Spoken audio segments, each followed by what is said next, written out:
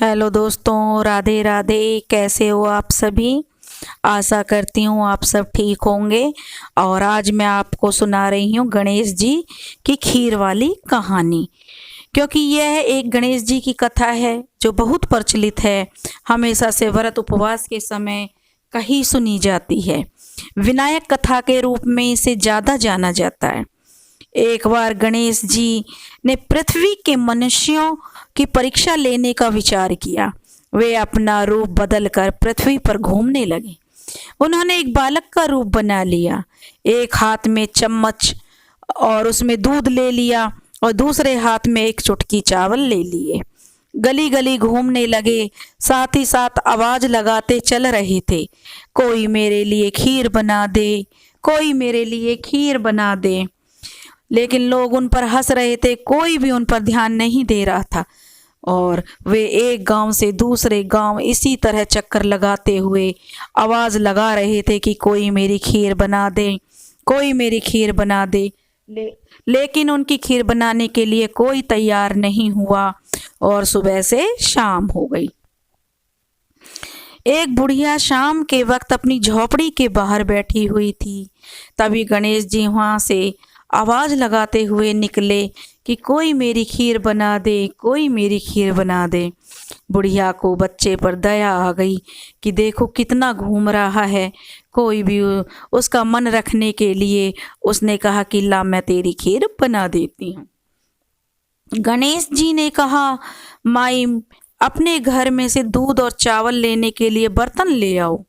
बुढ़िया एक कटोरी लेकर जब झोपड़ी से बाहर आई तो गणेश जी ने कहा, अपने घर का सबसे बड़ा बर्तन लेकर आओ। बुढ़िया को थोड़ी झुंझलाहट हुई, पर उसने कहा चलो बच्चे का मन रख लेती हूँ। और अंदर जाकर वह अपने घर का सबसे बड़ा पतीला लेकर बाहर आई। गणेश जी ने चम्मच में से दूध पतीले में डालना शुरू किया। तब बुढ़िया को बड़ा आश्चर्य हुआ कि जब उसने देखा दूध से पूरा पतीला भर गया है। एक के बाद एक वह बर्तन झोपड़ी से लाती गई और उसमें गणेश जी दूध भरते चले गए। इस तरह से घर के सारे बर्तन दूध से लबालब भर गए। गणेश भगवान ने बुढ़िया से कहा, मैं स्नान करके आता हूँ, तब तक तुम मेरी खीर बना लो, मैं वापस आकर खाऊंगा।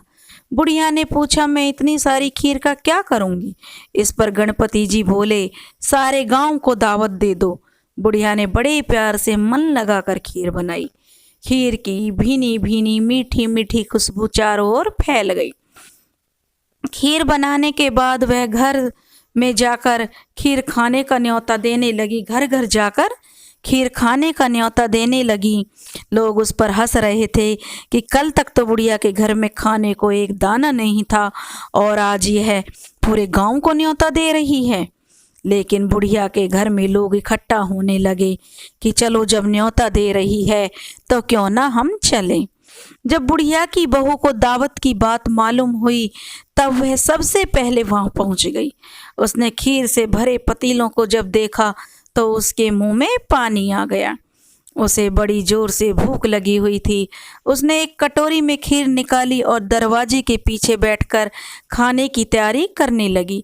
इसी बीच एक छींटा गिर गया और गणपति जी का भोग लग गया और वे प्रसन्न हो गए। अब पूरा गांव को खाने की दावत देकर बुढ़िया वापस अपने घर आई तो उसने देखा बालक वापस आ गया था। बुढ़िया ने कहा, बेटा खीर तैयार है, भोग लगा लो। गणेश जी बोले, माँ भोग तो लग चुका है, मेरा पेट तो पूरी तरह से भर गया है, मैं तृप्त हूँ, अब तुम खा लो। अपने परिवार और गांव वालों को खिला कर बुढ़िया ने कहा, यह तो बहुत ज़्यादा है, सबका पेट भर गया, इसके बाद भी यह बच गई है, इस खीर का मैं क्या करूँगी? इस पर गणेश जी बोले, उस बची हुई खीर को रात में अपने घर के चारों कोनों में रख दो। और बुढ़िया ने ऐसा ही किया। जब सारा गांव जी भरकर खा चुका तब भी ढेर सारी खीर बच गई। उसने उसके पात्रों को अपने घर के चारों ओर रख दिया जो कि खीर से भरे हुए थे। सुबह उठकर उसने देखा पतीलों में खीर के स्थान पर हीरे जवाहरात और मोती भर गए हैं। वह बहुत खुश हुई, उसकी सारी दरिद्रता दूर हो गई और वह आराम से रहने लगी। उसने गणपति जी का एक भव्य मंदिर बनवाया और साथ में एक बड़ा सा तालाब भी खुदवाया। इस तरह उसका नाम दूर दूर तक प्रसिद्ध हो गया। उस जगह वार्षिक मेले लगने लगे। लोग गणेश जी की कृपा प्राप्त करने के लिए उस स्थान पर पूजा करने लगे और मान्यताएं मांगने लगे, मन्नतें मांगने लगे।